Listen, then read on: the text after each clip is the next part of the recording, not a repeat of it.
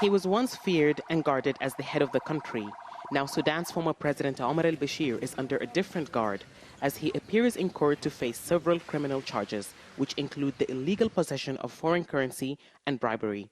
Investigators say they found more than $130 million in his house days after the military deposed him in April. Presenting the head of a country to trial proves that there is a rule of law in the country and that no one is above the law. This message is not just for the ousted government, but to the incoming government. The case will resume next week. We can't tell you what the outcome will be, but we can say that we are assured that the case is going in the favour of the defendant.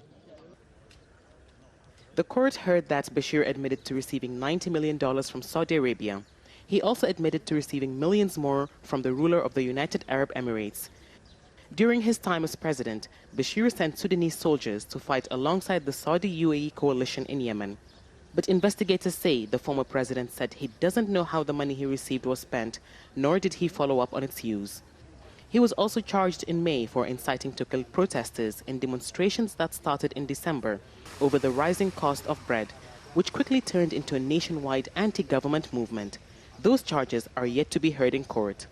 Charges not addressed are charges that are brought up against him by the International Criminal Court, which involve war crimes, crimes against humanity, and genocide.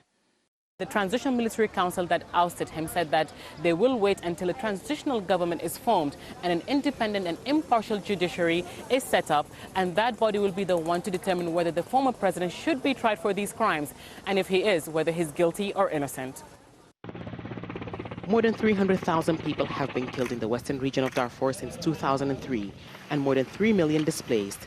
International law experts say there are many reasons as to why Bashir isn't likely to be handed to the International Criminal Court.